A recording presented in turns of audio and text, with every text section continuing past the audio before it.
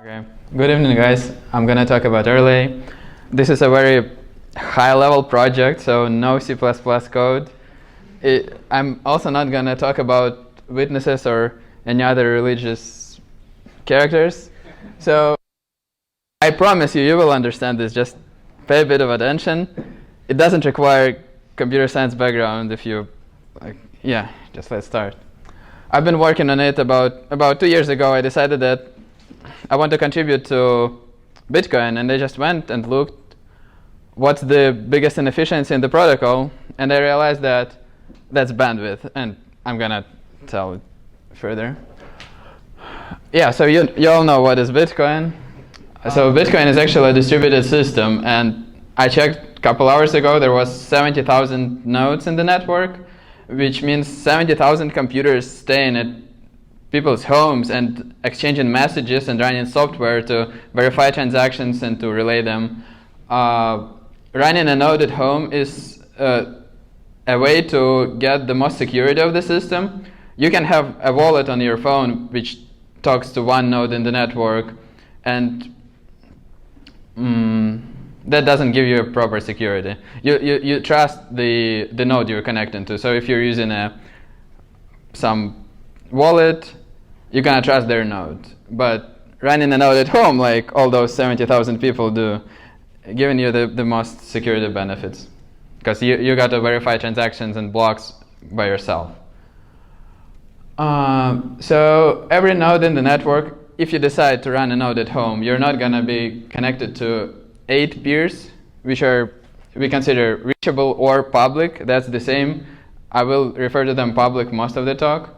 So there is a sort of backbone of the network which consists of these public nodes which can be accessed from other computers. And then there are private nodes which are behind firewalls at home. So if you have a router, perhaps by default it doesn't allow your node to get connections from outside. So it is sort of private because it's behind that firewall.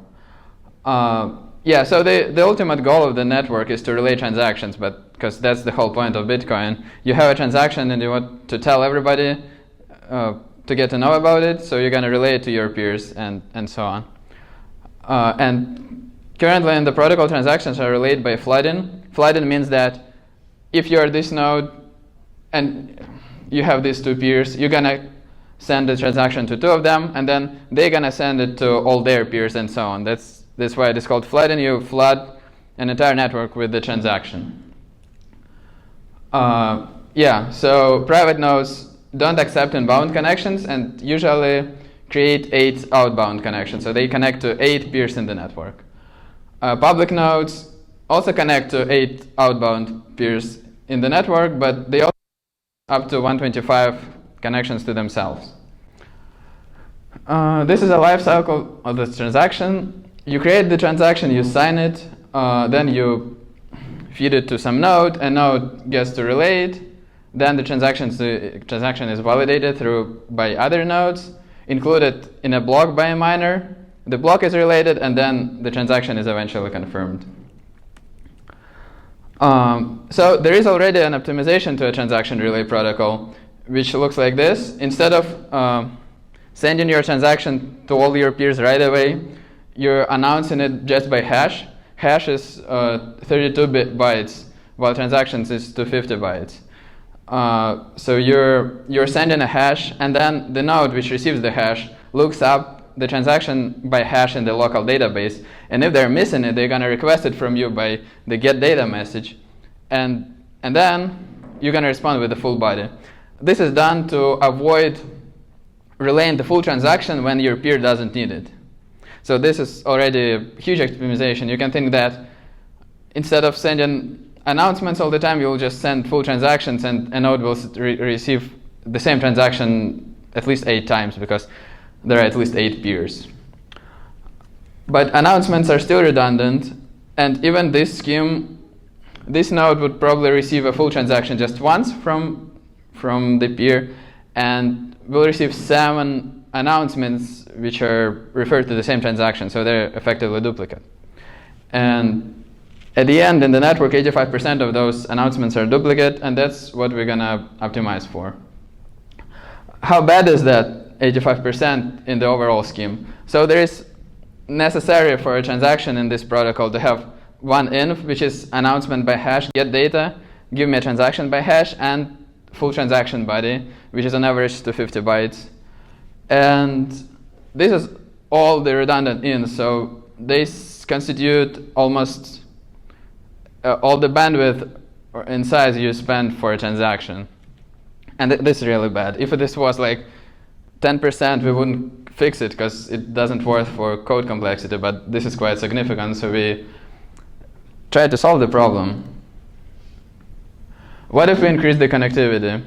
So I told you you by default connect to 8 peers, but if you want to increase that number to 16 or even further, the base cost, the just relaying a transaction body, remains the same because every node receives a full transaction just once. But the announcement cost across the network increases this way, and this shouldn't be the case. The connectivity should not really be related to bandwidth because we still want every node to receive a transaction just once. We'll get back to this problem in a while. Why we should increase the connectivity? Why we are looking at these higher numbers?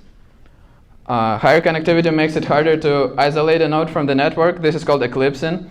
It's imagine if you had just one peer. Then if you connect to a malicious person accidentally, they can trick you. They can show you the invalid blockchain or a valid one, but with a low, weak proof of work, and you will accept a payment from them, but that payment is actually not a part of the longest chain in the network, so you'll be tricked. So Satoshi decided to use the number 8 to, I think it was originally in the code. So you're connected to 8 people by default to prevent this, or to minimize the probability of connecting to 8 malicious peers. It's also having higher connectivity makes harder to de-anonymize transactions. So there are papers which show that it is possible today to link a transaction to a node in the network. So basically look at the transaction and say with certain degree of success that this transaction belongs to this node, so the IP address. So you can link a payment to the location of the person and go to their home and tell that, oh, you've sent this transaction, so you're getting into jail now.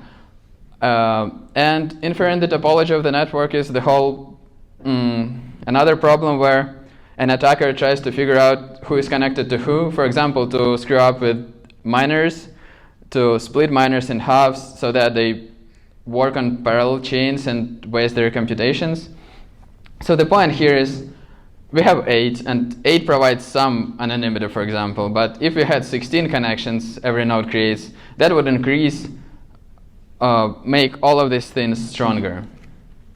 And that's why we don't want this relation. We want bandwidth to be sort of static and not changing. So we're gonna optimize bandwidth of transaction relay. First, just make it more efficient today. And second, allow to increase the connectivity without bandwidth cost. There is some existing work you might have heard of. There are block relay protocols which optimize how blocks are relayed. They have different goals. For example, compact blocks really optimize for latency, so to relay block as fast as possible. With transactions, this is not really the case because we are optimizing for bandwidth, firstly. Then there is some classic computer software things which are non-Byzantine, which means that they don't really survive malicious faults in the network where there is an attacker which tries to screw your protocol. And there is feedback-based approach where you, for example, to a particular transaction, you attach a list of peers which already heard about it. That's an easy way to learn who already knows the transaction, not relate to them. But then the transaction will be easily traceable in the network, and that will leak information, and somebody can learn origin of the transaction. This doesn't work for us. So we were looking at how to build an efficient transaction relay protocol, and this was the first high-level idea. You have some instead of full flooding, you do a low fan-out flooding, which chooses only a subset of links. So in this case, just C1 relays it through the first link. And this is how the transaction is getting through the network in a sort of quick way. And then there is reconciliation, which is a very efficient way to exchange transactions without flooding them. So this is how node H was not a part of the flooding path, but it will still learn the transactions either from node I or E by reconciling their pools of transactions with those nodes. I'm gonna go in the actual proposal we made. So Erlay is something in between flooding and reconciliation. Reconciliation is just a super efficient approach, but it is very slow. And flooding is fast but not efficient. And we're trying to aim for somewhere in the middle. This is roughly how it works. You usually use flooding to relay across public nodes in the network. So there is this backbone, and you want to relay through it really fast. You sacrifice bandwidth. It's still no worse than regular flooding, because you're flooding just through a small subset of nodes. And then all the private nodes, which are on the edge of the network, are going to reconcile with public nodes, so that's how they're going to learn all the transactions.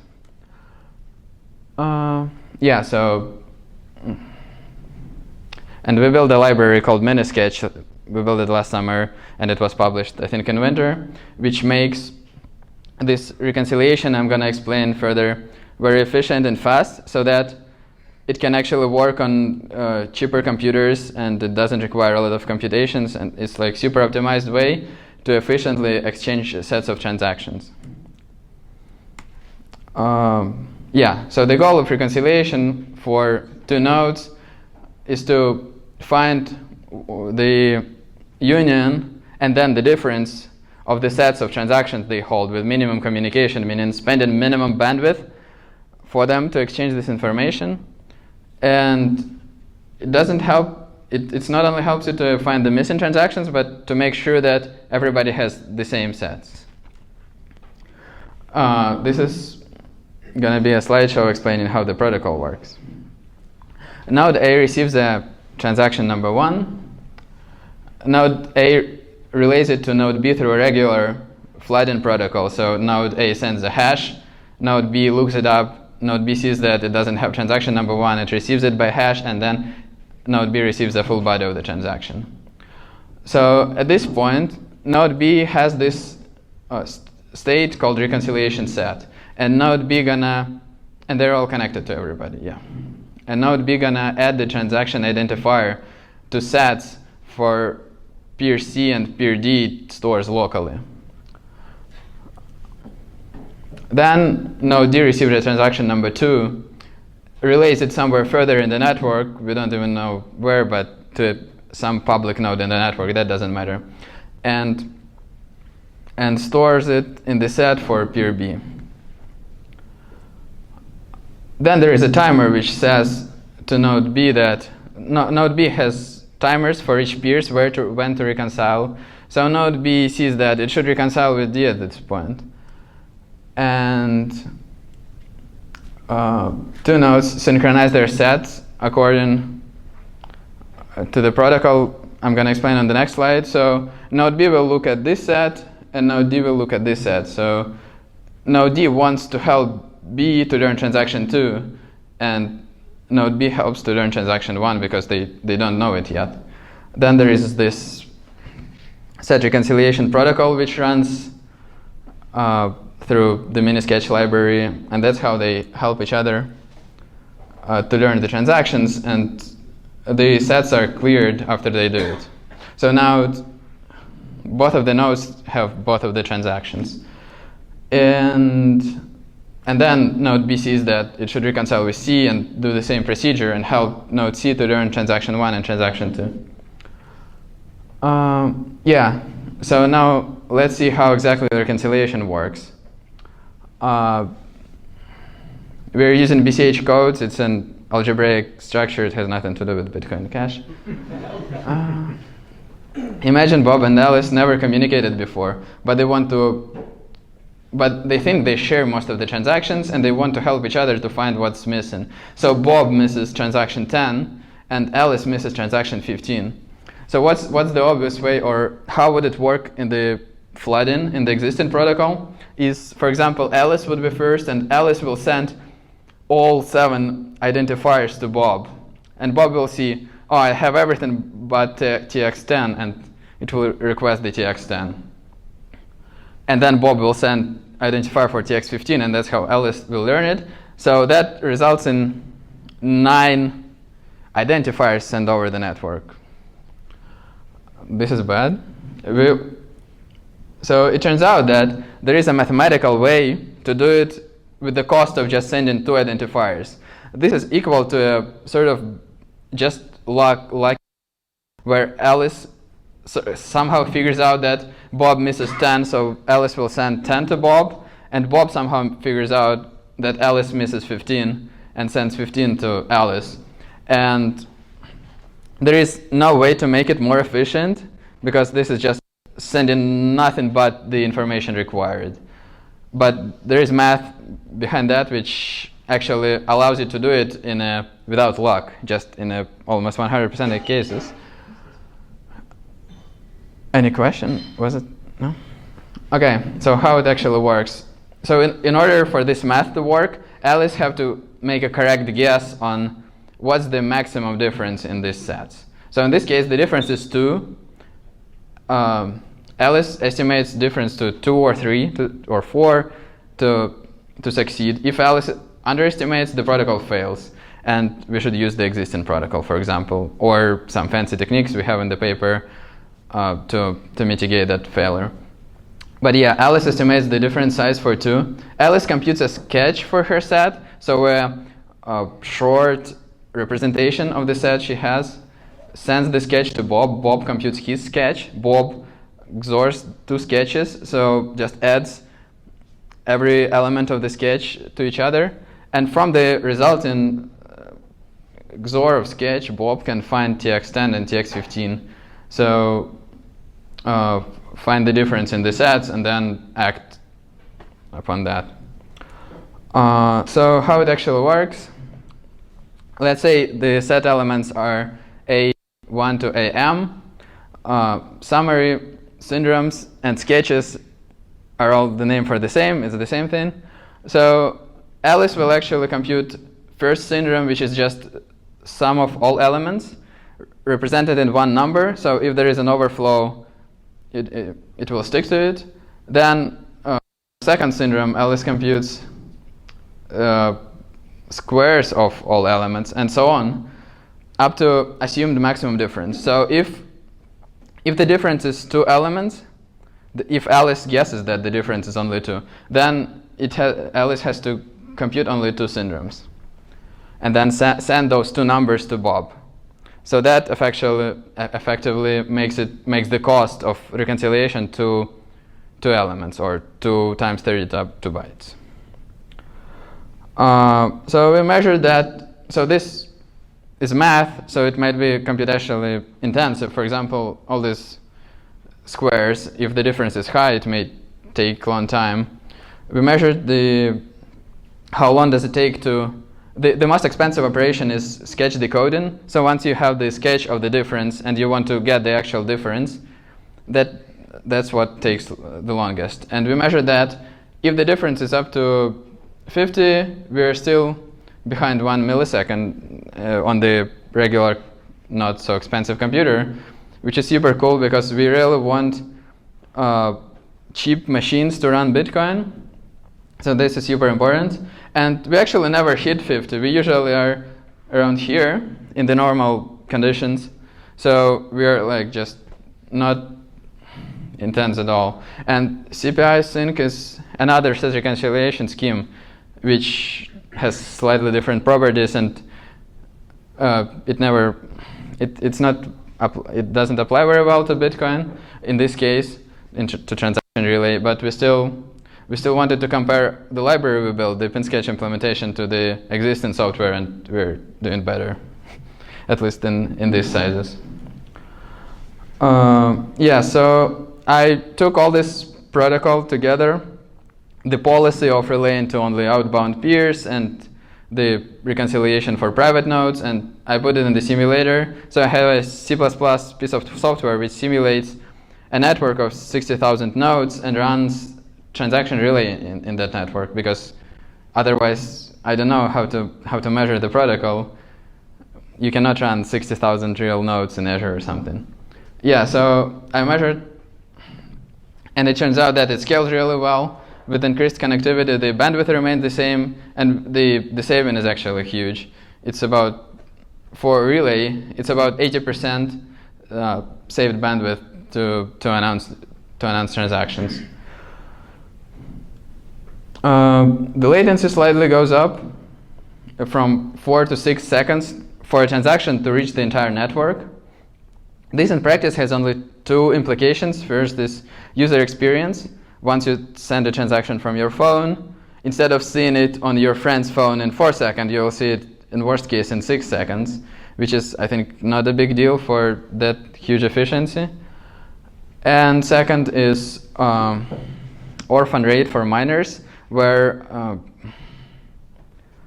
I'm not going to go into that. Basically, miners can sometimes waste their mining power because they're mining orphaned blocks which are not part of the chain.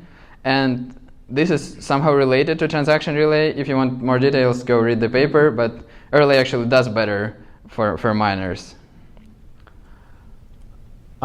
Yes, so I also have a prototype which is not production-ready Bitcoin Core implementation for this product to have a real implementation running the protocol, and latency goes only 200 milliseconds up because the network is small, but the bandwidth savings you can see here, announcement instead of 42, it's a lot, I think, and comparing to the entire scheme of things. And it's worth mentioning that this whole bandwidth to relay transactions is almost everything a node consumes today. So stuff like block relay, you can think of, doesn't consumes much bandwidth because it's optimized, and now we're just relaying headers of the block. Because if transactions are already known, you don't have to relay them second time through block relay. So everything else consumes about 10% of bandwidth, and this is really about 90%. So we're saving a huge portion of 90%. This is, I spend a lot of time how to choose a proper configuration of Erlay. For example, so Erlay has this, the protocol, Erlay-like protocol, two numbers, the number of outgoing peers you're going to flood your transaction, and number of inbound peers you're going to flood your transaction.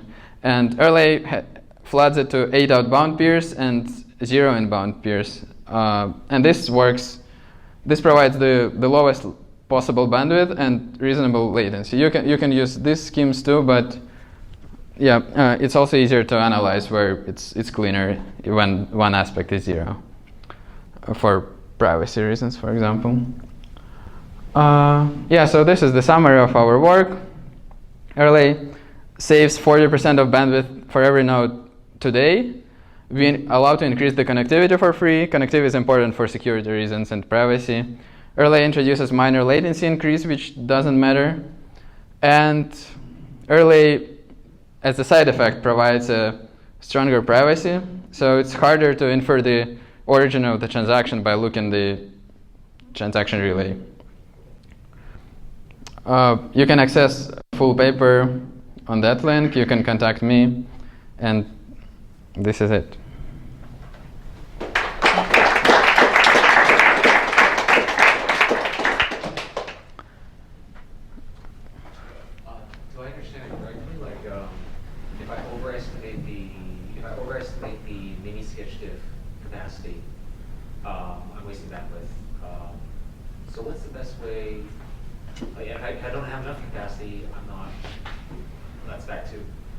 So what's the best way to estimate that capacity? Yeah, so there is existing work. We didn't use existing work on estimating the difference between two sets because the messages we're going to exchange is already very small, and if we use something complex to estimate, that will just burst the bandwidth, and we don't want nothing really fancy. The approach we use is very simplistic, and the overhead is only, at first, underestimation is about 5% of the cases, so really rare, and it doesn't result in bad bandwidth. And overestimation is about 20%. So if the difference is 10, we will estimate it to 12 most of the cases, which really is still a huge saving compared to the existing protocol. How we do this? Imagine I have 10 and you have 50. So the minimum difference is 40, because like 50 minus 10, that's what I certainly need to tell to you. And then we add something based on the smallest one, based on the 10. So it will be 40 plus 10 multiplied by 0.3 or something, because it might be more than 40, the difference, because of those 10 you might have something new for me. Yeah, so that's the approach. It's just a formula which like A times B plus C or something. Yeah. So if I understood it well, you can achieve up to 40% of increase in throughput. Is that correct? We're not gonna send more transactions in Bitcoin because block is limited to 1 megabyte of transactions. So we are helping users who run nodes at home to save their bandwidth and get more security for the same bandwidth. More security for the same Yeah. bandwidth. But in one of your slides, it was like 40% increase in something. Saves 40% bandwidth. Yeah. Throughput and bandwidth are Not the same. So throughput, so there is transaction throughput. Transactions throughput is about 7 transactions per second in Bitcoin today. And transaction throughput is limited by block size. Block size is 1 megabyte. We are not going to change that. But we can, yeah, I wouldn't talk about throughput in this context because it makes it slightly confusing. well, throughput and bandwidth in telecommunications, they are the same thing. In computer sciences, they make this distinction. Bandwidth is how much you can process, measure of parallelism, how many transactions you can manage at the same time. And throughput is like how many in and how many outs. It's similar but not the same. So last time when I read about it, you can Bitcoin is not so quick as we need it to be. You can manage up to 4 transactions per second. Okay. And while Visa can process 20,000 transactions per second. Uh-huh. So that was the problem. And you are saying up to 7 transactions per second, right? So Bitcoin has one important number, which is 1 megabyte blocks. The block in the Bitcoin blockchain cannot exceed 1 megabyte. 1 megabyte every 10 minutes. It is something different after the SegWit thing, but I still call it 1 megabyte. So you can fit at most 1 megabyte of transactions every 10 minutes. This is where the limitation in transaction number comes from. This number is not going to change because Bitcoin cares about accessibility, scalability, and security. If you increase that number irresponsibly, the network becomes easier to attack, and less people are able to run a node at home. So we are not changing that number. We are helping people to reduce the bandwidth their node spans. James, thank you. Sorry, James. Yeah, James. you can finish here. Sorry, thank you very much. I just had a quick follow-up question, which was, so yeah, let's do the diff. Right. So if you mentioned like 10 to 12. So there's like only it's almost like 80% of the diff capacity I'm using, which is awesome. Yeah. But if there's high volatility in diffs, would seem like I would hit that. I just don't fully understand like the volatility diffs between updates. Yeah, so do you remember this slide where I have timer popping up? So how it actually works, you have 8 outbound connections, and every 2 seconds you choose the next peer from the queue to reconcile with. So 2 seconds you reconcile with first peer, then in 2 seconds you reconcile with the second peer. Based on that, the diffs will be evenly distributed. The rough estimate is about, so there is 2 seconds and there is 7 transactions per second. So every diff will be around 14 based on that. Transactions are coming in a like distributed way. Yeah, so basically that. Yeah, it seems that as the network I guess scales and the topology gets more complicated, that process of computing the diffs is going to have to increasingly become more complicated. I know you say you want to keep it simple, but what happens when you get in situations which miners are selecting certain blocks and or certain transactions, excuse me, to include certain blocks, and those diffs get which nodes have which transactions, that gets exponentially more complex. I think once we will be in this position, we will have much worse problems than this. Solve it when we get there, essentially. I think so. I think the stuff you're talking about is like way away. Yeah. I think you also have control over your outbound peers. So we're talking about which sort of you don't want to be segmenting the network, but you do have a selection over what that flow looks like. Yeah. Yeah, I guess you don't really care about what miners select for transactions. It really doesn't. As long as you have all the transactions, you can validate the block. And then it doesn't really affect transaction relay. Yeah, but you don't know who has what transactions. The point of this is like some people might be missing transactions and whatnot. It just, for me, it's thinking about it. It's the critical aspect comes down to that diff. Accurately estimating that, else you're going to be, introducing more inefficiencies than you're solving. So, at most, you introduce about 20% inefficiency over the existing protocol. This is the worst case. So, if today you spend 10 gig, in the absolute worst case of this protocol functioning, you will spend 12 gig. But that's like really bad. It's never gonna happen. Usually you save a lot, so you're gonna spend 4. So even we have techniques according to which even in the worst case it's not that bad.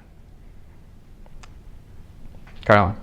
Gleb, you say stronger privacy, and that's kind of intuitively apparent in the way that transactions fan out. But I was just wondering if you guys have done any empirical work, maybe using like the code that the people with the Dandelion paper used, running Erlay with these like attempting de-anonymizers and seeing how it performs. So Dandelion is an awesome proposal to increase the anonymity of transactions related in the network. They have an entire paper and they have public software to verify their claims and to measure the anonymity. Unfortunately, they use a tree topology, I believe, which doesn't represent Bitcoin. So effectively replicating that study is not very practical in this case. I built, in my simulator, I simulated a first SPY estimator attack, which works. So for example, imagine that I connect to everybody in the network. And then I'm looking for a source of transaction. And since they all announce it to me, the first node which announces the transaction to me, I can guess that's the source of the transaction. Because if it has it earlier than everybody, then it's probably the source, right? So we have some measures in the core with random delays to make that more complicated, but it's still possible to infer the source of the transaction by using that. I measured it, and when the attack is performed by a private node, so an attacker spins up a lot of private nodes and connect to everybody and listens, existing protocol gives at most 30% success rate to an attacker, so 30% success to find the source of the transaction. Erlay does 20, so success rate of an attack goes a bit down.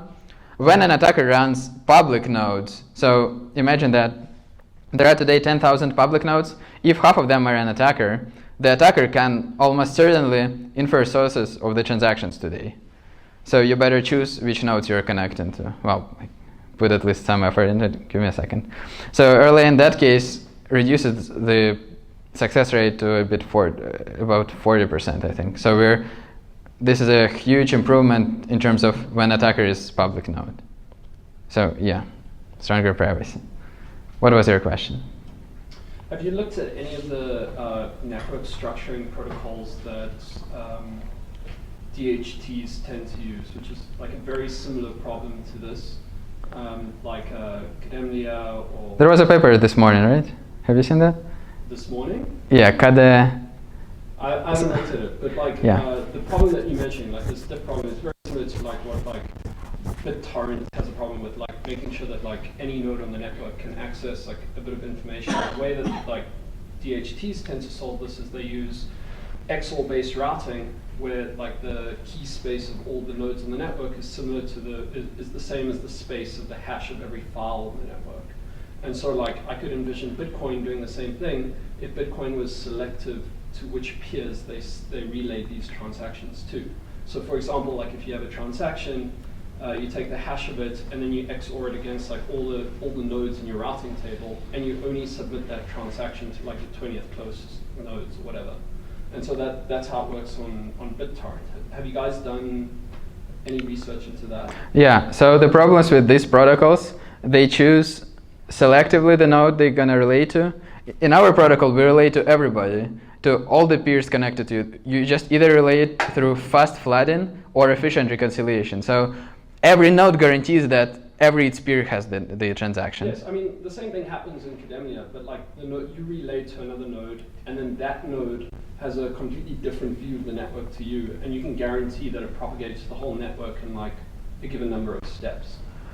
I think the difference is a threat model, where, for example, if 20% of the nodes in the Kademlia protocol are malicious, and they mess up with IP addresses, for example, so that they somehow accumulate all the transactions to them, and they never share them. So I think it would be just, so this protocol is, it's sort of still like greedy in a way, because everybody relates to its immediate peers. I'm just saying those we usually look at them as suitable for networks where there is no malicious actors. So if there were malicious nodes in the network, then those malicious nodes would have to craft their IDs very carefully, knowing who would send them. This is like why BitTorrent is kind of resilient. Yeah. But we can take it offline. Yeah, totally. This like computer science discussion. Feel free to join after we finish here. Yeah. You say Erlay is going to increase connectivity for free, right? But if say again? Increase connectivity for free. But if you have to keep a set of different by node, right? It's going to increase the memory cost by node, right? So if we do that, we may have more bandwidth, but it's going to be more expensive to open slots and maintain connection, right? So we are maybe still limited, right? We're not going to have 100 outbound connections tomorrow. Yes, we can increase it to 24 or something. You won't notice it, I think, because the memory would be still like reasonably low. Yeah, you can easily tune it. You can do 16 and yeah, 16 is going to be okay, but it's going to eat some wolf at some point. Yeah, totally. We're not talking about full connectivity in the network or like hundreds of. Okay, guys. Yeah. So basically, what you're doing, you're lowering the amount of chatter that's going on between the nodes. You're not really increasing the rate at which blocks are created. That's done by, say, difficulty within Bitcoin protocol, correct? So you're just, if it's all in, what's it, IMV? Yeah. You get data, the sort of like, nodes trying to determine whether or not they're really, current, in terms of block height. That's what you're decreasing. Yes, totally. And also, the way you're doing it is by doing some sort of computation and using that, sending that data across between nodes. So that's much smaller than sending entire. Yes, totally. Very good. one more question, I think. Yeah, I just don't know if it's relevant, but how big is the mini sketch that's sent over in terms of bytes? Or is it not? So, okay. So in order to use Minisketch, you have to make transaction ID today is 256 bits, full transaction ID, which is like unique identifier. In order to use that math in a reasonably fast way, you need to make it shorter. We will use 32 bits for short ID because it's enough for collision resistance, and at the same time, it's fast enough to compute. So 32-bit identifiers, and then every difference you're gonna recover is equal to adding one identifier. So if you assume difference of 5, you'll have to send 5 times 32 bits, which is 150 bits, which is like not much totally. Mm-hmm. Very good. Thank you.